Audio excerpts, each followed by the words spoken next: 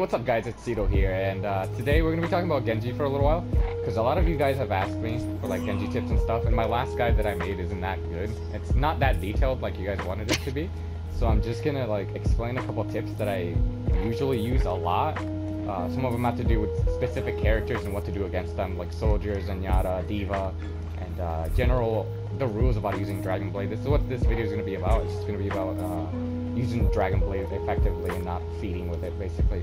So, rule number one is Genji always, if they have a Zen on the other team, just go for him.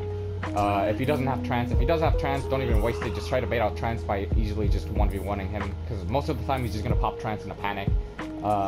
So right now, the way you would normally initiate a Zen, because he has shield, his health is lower than normal targets, and this would kill anyone anyway, so you don't really have to only do it with Zen, but every other hero in the game kind of does have self-heals, like Soldier and stuff. Zen doesn't. Zen kicks in like a bit later. So what I usually do against Zen is easy. You don't even have to shoot him. You just dash, pop your blade, slash and dash, and that's a dead Zen. It works every time, and you don't really have to work hard for the kill, because he has no mobility like other heroes like Soldier, Tracer, or Genji. He can't escape, and it's a free easy kill. So that's tip number one. And tip number two will be coming right up. If Cher can play Diva real quick for me. So tip number two is easy. So when you go against Diva and she's below 25% health and you get out of mech and you want to start your chain of swift strikes against people that when you're ulted. So if you want to just start easy, which is the free easy kill, you can demech Diva, pop your ult, slash and dash, and that's a free kill every single time. What I usually do is I wait for Diva to get out of mech and then just position myself behind her so I can slash dash into the air instead of into the ground, and then you can just get a view of people who you want to dash into next very easily. So it's a bit helpful to know that you could just kill Diva instantly when she's out of mech. You can do it when she nukes as well. So if Diva nukes, you can easily just slash dash her and then just kill her before she can even get back into mech, and you can get yourself to safety. I'll show you that right now in a minute.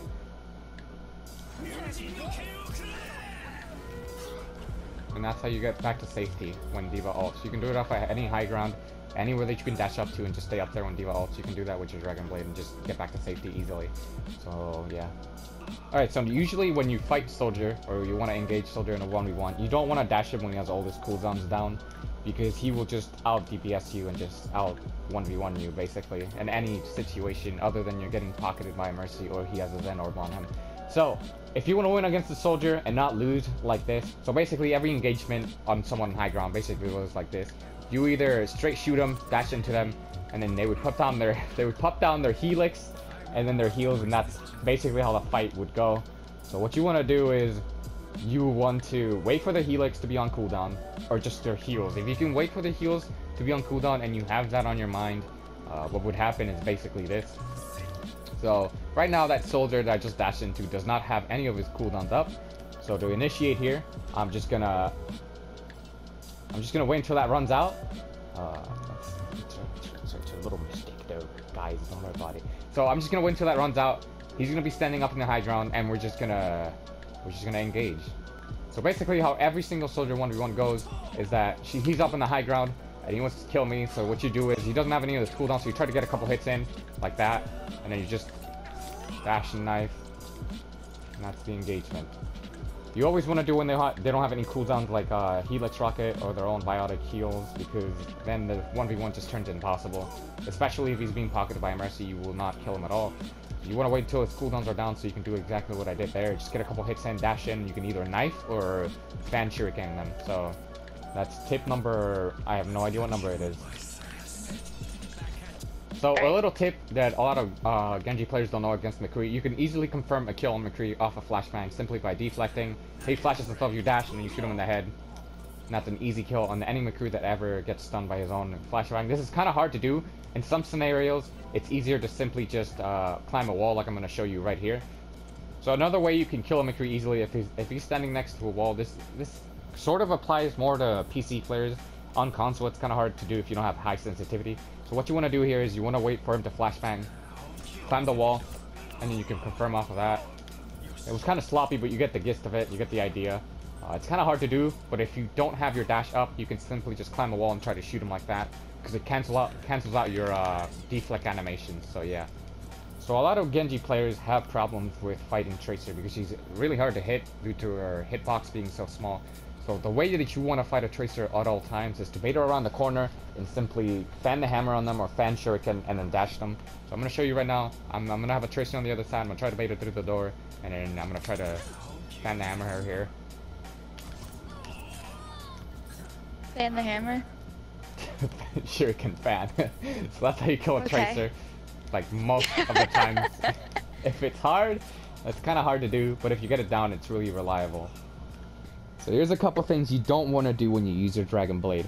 Pop it against a Roadhog that has his cooldown up on his hook. Fuck me. Number 2, waste your entire goddamn ult on a Roadhog. He just doesn't die, my dude. Good job. Number 3, you don't want to waste your entire Dragon Blade on a Reinhardt without your deflect up. Then you'll just die. Thing number 4, you don't want to use your Dragon Blade against a fully charged Zarya that has her personal bubbles up. Because then that happens. Tip number 5, if you aim to be anywhere near Grandmaster or top 500, don't deflect by just standing still against the McCree, because then this happens. Tip number 6, even if you try hard as you can't deflect a Doomfist punch. Alright guys, so that's the end of the tutorial video for Genji. A couple things I didn't cover was how to keep track of everyone while using Dragon Blade, but that's a bit harder to cover with just one person. If you guys would like to help me, join my community on PlayStation. It's called Cedo Needs Healing, or something along the lines of that. I have an event going on where I'm going to play 1v1s against subs on Saturday, and then I'm going to make a video out of that. If you guys want to be a part of that video, make sure to join my community and be there when it happens. It's going to be Saturday at 11 p.m. Eastern Time. Also, if you want to, you can support me on Patreon. I recently uploaded something for Patreon Patreon supporters only. It's a little preview to my next montage. It looks pretty sick, and if you want to support me, I guess there's a little reward for you with that little preview if you want to. So yeah, that's the end of this video. I hope you guys do enjoy, and I'll see you on the next video. Peace.